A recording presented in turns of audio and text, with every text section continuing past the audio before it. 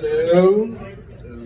Alright, so the first time I got fingered all started when my friend called me up one morning. He was like, dude, I went and got a massage last night and I'm just like so relaxed right now. I'm gonna text you the address. You gotta go check this place out today. And I was like, I'm not really like a massage guy. I just have like a lot of social anxiety and I don't like strangers touching me. It just hits all my panic buttons, which just completely defeats the purpose of massage. So just not gonna happen. Not gonna do it. Sorry, no chance. And he was just like, she jerks you off at the end.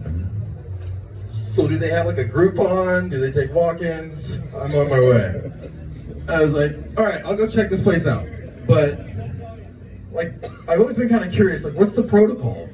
And he's like, what do you mean? I was like, well, what's like the etiquette on getting from the massage to the hand job? Because I don't want to like do something weird and make the lady feel uncomfortable in the workplace. Because like, I'm a big supporter of the Me Too movement. I'm doing a lot of reflecting on my own behavior. I feel like I've made a lot of progress, but trust me, every time I pull my dick out, it's back to square one.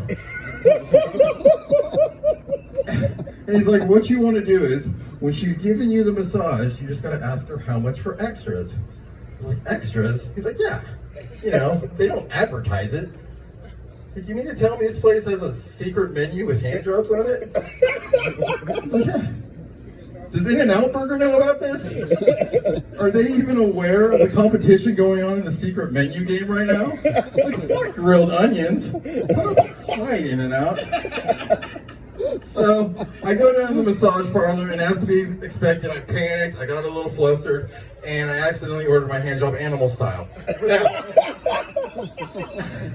as luck would have it, it turns out that animals pretty much across the board are super into butt stuff. Human beings are the only species that have become so insecure that we had to shame that behavior into the closet. But I'm gonna tell you, I know why the cage bird sings.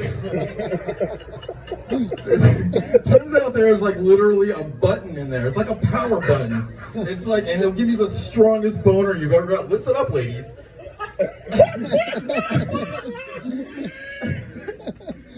You guys like how I start out with massive pain and they just get darker and darker, trying to make everybody really uncomfortable? This is a YouTube video. I don't think this is the path to fame. But I just like to look at everyone. Is this guy talking about having gay sex with ladies? Yep. Anyway. So here's another fun story. The year was 1989. And without the help of any radio or video airplay, NWA Straight Outta Compton was spreading through the suburbs like wildfire. And at the time, nobody really understood why the suburban youth was identifying with these profanity-fueled tales of urban class struggle. But in retrospect, it's pretty obvious. Somehow, rap music had inadvertently tricked white people into thinking we were cool. No. But I was 12 years old at this point in time, and I was no exception to this rule. I was absolutely obsessed with this album. I listened to it night and day, and I was 100% positive that someday I too would become a gangster rapper. Now, the fact that I was too scared to tell anybody about this, because I knew I'd immediately get my ass kicked, probably should have been the first sign that I was a little more gangster in my imagination than I was in real life. But, you know, I was 12 and oblivious to red flags. So, I kept it to myself. Until one day, my 6th grade teacher wanted the class to write an essay about what we wanted to be when we grew up. Now, I immediately thought, well, here's the perfect platform to launch my gangster rap career. You only get one shot. So, and I was very adamant in this essay to make sure that she knew I was going to be the real deal. So I talked about how I was going to be a gangbanger, and how hard I was going to be, and all the girls I was going to get. Yeah, that was foreshadowing. So, I turned this paper in at the end of the day, and the next morning when I get to class, I've immediately called into the principal's office, and oh my God, was that bitch pissed. She was going apeshit. She's like, how could you write something like this? How could you want to be this when you grow up? What is wrong with you? She was so hysterical, she was literally threatening to call the cops on me. And I just remember sitting there like, damn, I'm about to catch a case up in this biatch. Struggle is real, yo. Have you ever wondered why whenever a white dude thinks he's black, it's always a thug? Why do I like Danny Glover? Sorry, back to the principal's office. So she's screaming at me.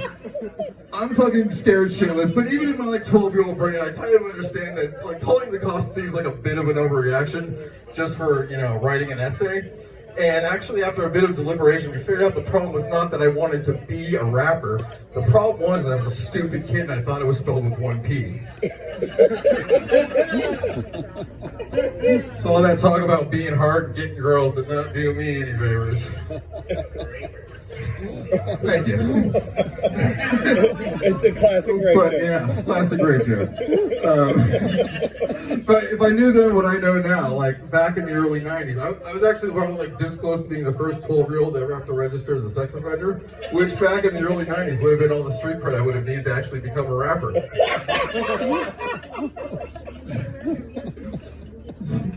I don't know. Fun story.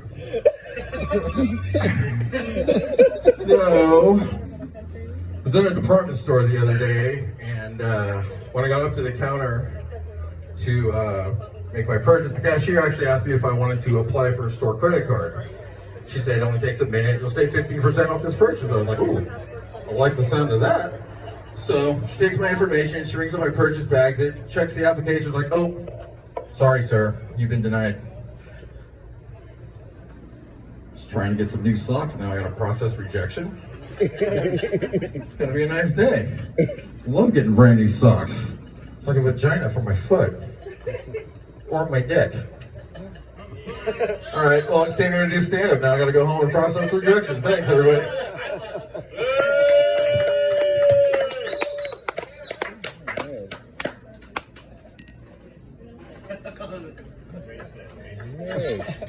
Holy shit. Keep it going for Nick, everybody. Hey, you reworked all your shit in a whole different